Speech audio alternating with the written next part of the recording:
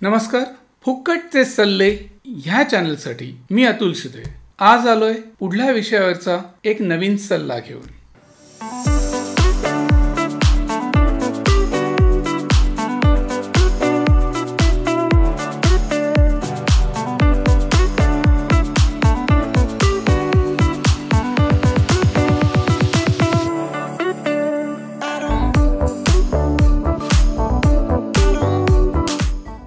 Model photography करणाऱ्या फोटोग्राफर्समध्ये ढोबळ मनाने आपण दोन प्रकार बघू शकतो.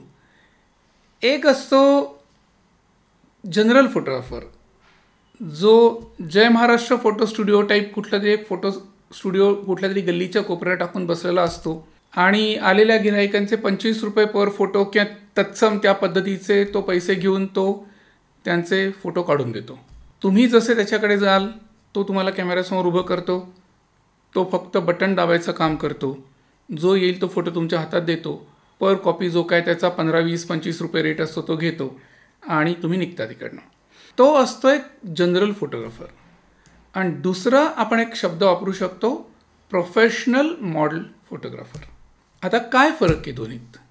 तर जनरल फोटोग्राफर जय महाराष्ट्र स्टुडिओ अशा पद्धतीचं ते काय असतं ते आत्ताच मी तुम्हाला सांगितलं.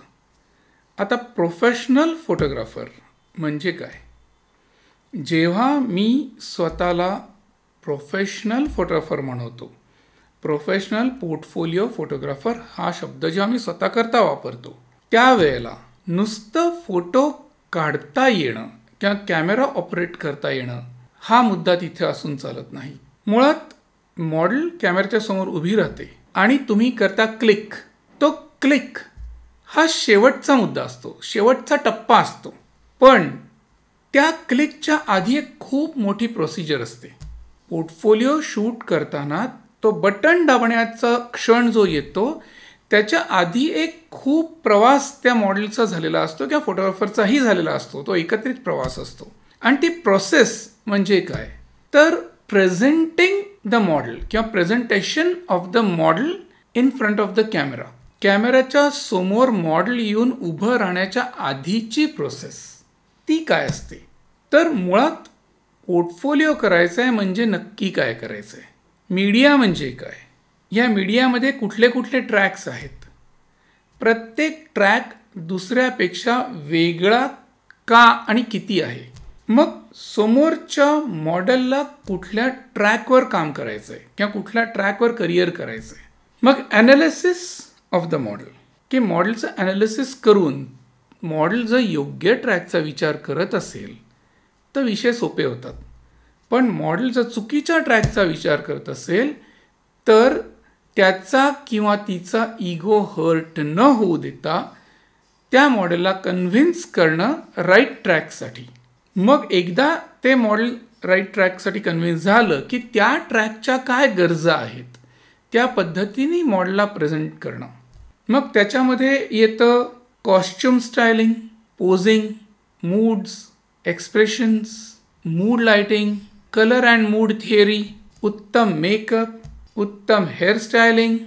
ह्या सगळ्या टप्प्यातनं मॉडेल पुढे जातं तेव्हा ते कम्प्लिटली तयार होतं फोटो काढून घेण्यासाठी. आणि मग ते येतं कॅमेऱ्याच्या समोर आणि मग फोटोग्राफर करतो क्लिक.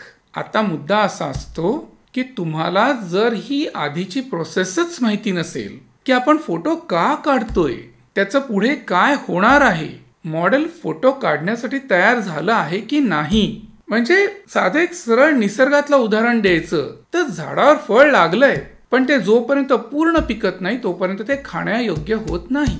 आणि ते जर पूर्ण पिकायच्या आधी तुम्ही तर तोडलं तर तुम्ही ते खाऊ शकत नाही, ते फेकून द्यायची वेळ येते.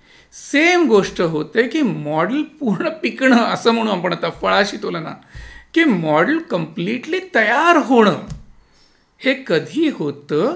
जेव्हा ही आधीची प्रोसिजर तुम्ही कंप्लीट करतात तेव्हा. आणि जेव्हा ते मॉडेल आधीची सगळी प्रोसिजर, तिथले प्रोटोकॉल्स, तिथले रूल, तिथले नियम सगळे पाळून व्यवस्थित डेव्हलप होत होत होत जेव्हा मॉडेल कॅमेऱ्यासमोर येतं तेव्हा ते खऱ्या अर्थाने प्रेझेंटेबल झालेलं असतं आणि मग आपण जर बटन दाबलं ह्या प्रोसिजर नंतर, तर तो फोटो खऱ्या अर्थाने कंप्लीट होतो आणि खऱ्या अर्थाने सुंदर दिसतो. त्यामुळे कुठल्याही प्रोफेशनल फोटोग्राफरला, उत्तम प्रोफेशनल फोटोग्राफर व्हायचं असेल तर ही आधीची प्रोसिजर शिकणं, समजून घेणं आणि त्या पद्धतीत मॉडेलवर संस्कार करून त्या मॉडेलला कॅमेऱ्यासमोर उभं करणं, ही अक्कल मॉडेलला जितकी आवश्यक आहे तितकीच आवश्यक फोटोग्राफरलाही आहे. आणि ही कोणतीही माहिती नसताना जो माणूस फक्त बटणं दाबतो त्याला आपण फक्त बटन दाब्या फोटोग्राफर एवढंच म्हणू शकतो. सो हे तुम्हाला ठरवायचं आहे की फोटोग्राफी हे करिअर करताना तुम्हाला फक्त बटन दाब्या फोटोग्राफर व्हायचं आहे का प्रोफेशनल फोटोग्राफर असं स्वतःला म्हणून घ्यायचं आहे. जर प्रोफेशनल फोटोग्राफर व्हायचं असेल तर तुम्हाला ही सगळी प्रोसेस शिकणं हे अनिवार्य आहे. आता ह्या प्रोसेसचे डिटेल्स पुढल्या प्रत्येक एपिसोडमध्ये तुम्हाला कळतील. तोपर्यंत निर्णय पक्का करा कुठल्या प्रकारचा फोटोग्राफर व्हायचा आहे तो. हा व्हिडिओ तुम्हाला आवडला असेल तर लाईक करा, हे चॅनल सबस्क्राईब करा आणि जास्तीत जास्त शेअर करा. थँक्यू.